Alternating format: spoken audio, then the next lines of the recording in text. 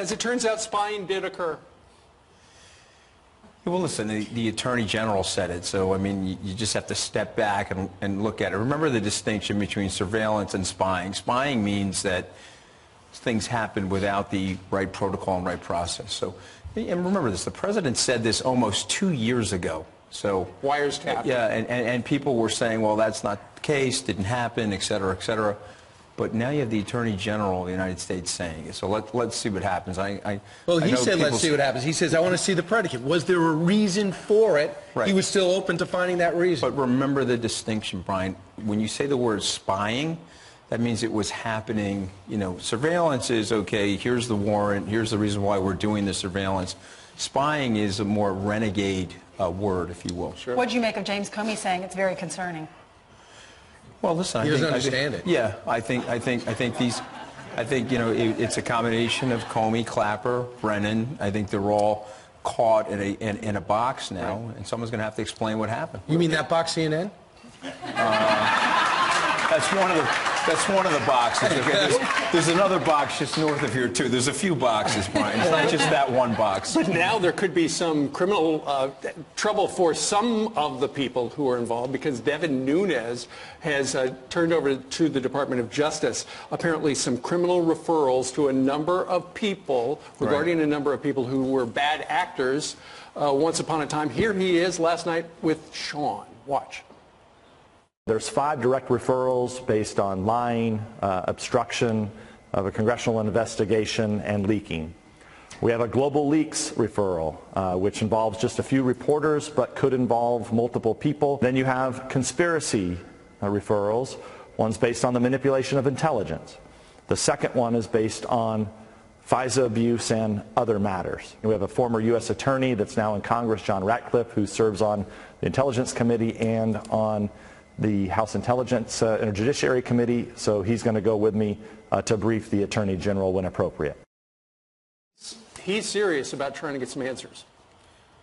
Well, I mean, there's 3 things. Number one, they went after him as well, and it turns out a lot of the stuff that he said was right. So you have to give him credit for having the courage and backbone to stay in there. What I don't love about the entire thing, though, is that we're going to be going after each other now.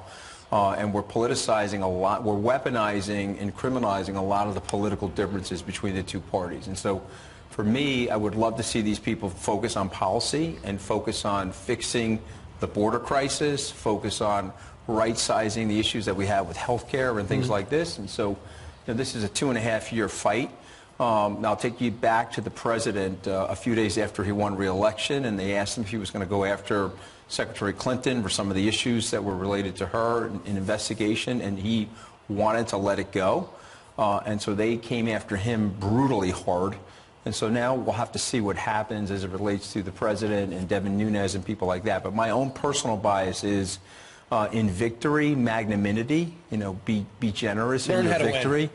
And let's see if we can put all of this aside, even though it is unfair, and even though there probably was some activity that was potentially criminal, I would really like to see the country move forward. The problem is, though, if you don't do something, if you don't hold someone accountable and find out who's responsible for this, it'll happen again. I understand, and I think that's the big issue with the president. He said it from the Oval Office that he doesn't want it ever to happen to anybody else the way it's happened to him. But here's the thing. We know that a lot of nefarious activity happens. It's happened throughout American history. And so to this level? Well, I think so. Can I tell you why? Because we didn't have social media, we didn't have cell phones, we didn't have tracking from email devices and things like that. You mean Washington didn't tweet? No. I had no idea. Let's talk about 2020, if we can. I thought you wrote a book about Washington tweeting. Yeah, I had no idea. It's a book club. It didn't do too well. Yeah, it was mostly an e-book. It was one tweet. So, hey, let's talk about 2020. There's something that Democrats are doing that's helping the president. They are diametrically opposed to his economic principles and beliefs. Number 1, Medicare for all. Number 2, free preschool. Number 3, free college. The president knows we can't afford that. We're already running at a deficit. What about the messages coming out of the Democrats so far? So I love the message, Brian, because it almost ensures the president's re-election. The further they push to the left, the country's not ready for that. This is by and large a center-right country on things like business and free enterprise and self-reliance. And so when they're pushing that, and that's obviously a false promise, it's never worked anywhere throughout history, and it's certainly not going to work in the United States, where this is by and large a group of risk takers. Well, I tell you what, let's poll the audience right now. Hold up your hand if you like the ideas that a number of the Democrats are pushing regarding socialism. Let's see those hands. Raise those hands. Just a little higher. Okay. That makes okay. So what about capitalism? So I think it's great. I think it's great for the president. I think he's actually done such a number on these guys, like the post-mortem of the 2020 reelect. I haven't noticed. Oh, he's done a, yeah, I mean, he knows how to do it. He knows how to get inside people's melons, okay? It's fun to watch. And I got to tell you, I'm glad I'm on his team. You know what I mean? Because, you know, this way he's coming after me, the way he's going after them. Right. I also think one thing that I think everyone's hand would go up, they care about health care. So if you ignore health care, that's wrong. They ignored, the Republicans ignored it in 2018. They paid a price. I'm curious to see what they're going to do in between. Well, they never had a plan. I think that was one of the frustrations the president had, right? He got them to where they always wanted to go, right? 70 or 80 times repealing Anthony, and will you replacing. answer some questions from some audience members? Yeah, Where is absolutely. George Cardoso? In the back. Hey. How you doing, George? I gotta put a book down. I'll sign it in a minute. Bada bing, man. Bada bing. No, What's your on a question? serious note, in phase one, the administration, I know they passed the tax breaks, which help the corporations, small business, and he changed the rules, which we can see in America. Things are more prosperous, people are making money, Americans are better off. My question is phase two. Is the administration going to come out with a plan just to target the middle class? This time, the middle class and the lower class, which is a middle class, lower class. Correct. Which is where you came from, a middle class family. Yeah, exactly. So I think the answer is the president certainly wants that. He talked a lot about that going into the midterms. One of the problems that the president is having, though, unfortunately, is they don't want to give him anything in the Congress. He was ready to cut a Dreams Act deal with them to get border security and a border wall. They did not want to give it to him. He certainly thinks that there should be a second phase to this whole tax reform, which is middle class and lower middle class related.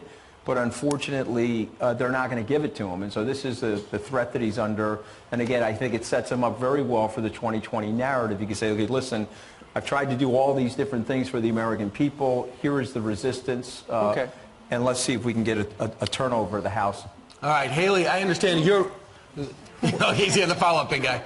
Haley, you here? Where's Haley? Yes, hi. Oh, Haley, there. you're next. What's your question for Anthony Scaramucci? My question is about your time at the White House. Recently, Donald Trump and MSNBC and CNN have been saying that he is exhibiting workplace violence with all of the turnover in his staff. And so I was just wondering if you could talk a little bit about your time working with Donald Trump and as president. Okay, I heard somebody say I was there for 10 days as I was walking. I was there for 11 days, okay? So I'll make sure. Don't give me out of that one day. That was an important day. That was a day I got fired. But here's the thing I would say to you. No workplace violence. Okay, the president is actually a very easy guy to work with, but you've got to listen to him and you've got to follow his guidance. The truth of the matter is, I made a mistake. They decided to fire me over it. I'm a very big boy, but I've stayed very loyal to the president and his agenda. Are you concerned about the turnover, though? Because some Republicans expressed some concern. At this point, I would say to the president, hire a personnel director that likes, that's more loyal to you than what's currently going on. That would be my best advice. Because I think what happens is they're hiring these never-Trumpers and these RNC people that are not really tied to the president's agenda.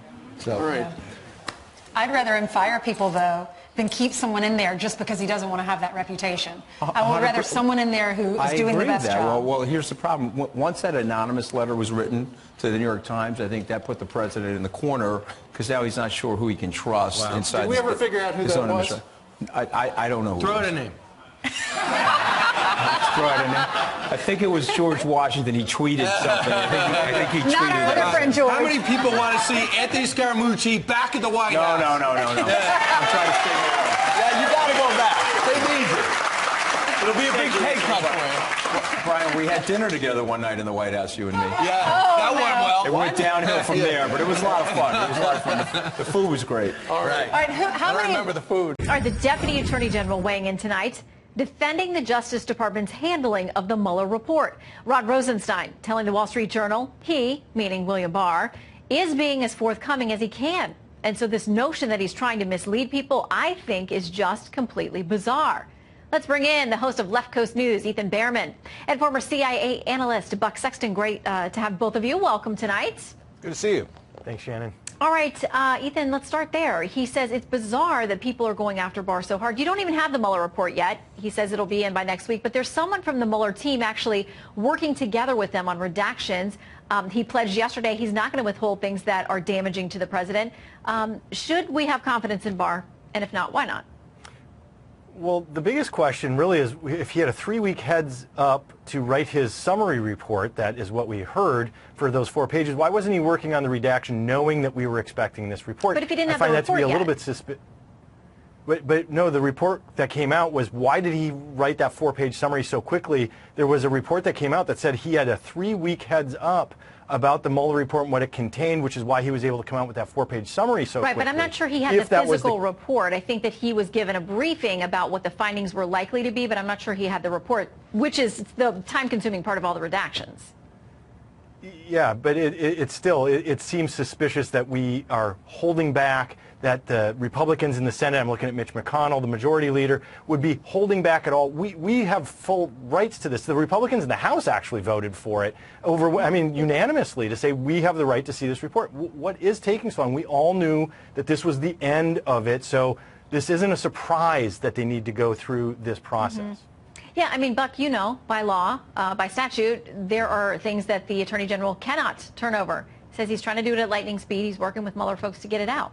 Democrats are flailing, Shannon, because the criticisms are leveling against this process just are unserious. I mean, they're fundamentally not things that you can take without laughing a little bit, because Mueller is a part of the redaction process. We've been told that numerous times. So the Mueller team gets to weigh in on what is and is not going to be shown to the American people. Barr has said that there are 4 very specific criteria that will be color-coded in the report. So we know exactly why it is not in the report. There are reasons why people shouldn't see things, sources and methods, which in the case of, for example, the FISA reports, Democrats were saying we need to respect that. We need to make sure we keep that sacred and secret. Whereas now all of a sudden we're for radical transparency, Julian Assange style on this stuff. And let me just say also, this debate over the last 24 hours about whether there has been spying that has gone on in the Trump campaign, that also just shows you the desperation from Democrats trying to find something to latch onto here. It is obviously spying what was done to the Trump campaign. I worked for a spying organization. It was spying. If words have meaning, that is what it was. Okay, I want to play something that the former director of national intelligence, James Clapper, said when he was point blank asked last year about this idea, the words spying. Here was his explanation. Was the FBI spying on Trump's campaign? No, they were not. They were spying on a term I don't particularly like, but on what the Russians were doing, trying to understand, were the Russians infiltrating, trying to gain access, trying to gain leverage and influence. So why doesn't he like? Which is what they do. Okay, I want to quickly give you both a bite at this. Ethan, first to you. Not spying on Trump, but spying on the Russians and how they were interacting with Trump. That's what the FISA courts are about. It's actually humorous to listen to Buck's fake outrage on that one, because what here's do you the way know it works. about FISA courts, If you want to spy on Muslims, if you want to spy on Muslims and you're worried about terrorists coming into this country, no idea what we you're listen talking to the about. source You're overseas fundamentally out of your depth. because they're connected to an American, and that's exactly what was transpiring here with the Russians. So you can cleanly say your piece. 15 seconds to you, Ethan. 15 to you, Buck. And I mean it. I'll enforce it. If we're after terrorists, we listen because of an overseas source. The Russians are an overseas source. If they're talking to an American citizen, that is what the FISA court determines and then issues the warrant. It's that simple. It's called surveillance, Buck. Okay, that was 15 seconds. Buck, he nailed it. Secret surveillance is also called spying, which I know because I worked for the CIA. And by the way, Carter Page is not a Russian. George Papadopoulos is not a Russian. These are American citizens whose rights were trampled on. A lot of people just talk to Russians, buddy. That's why we have a Fourth Amendment to stop people from being spied on by their government. This is, again, it's laughable, but they've got nothing left. Time is up. I'm a fan of all the amendments and of both of you. So thank you for coming on tonight. Thank you. See you again soon. Thanks, Shannon.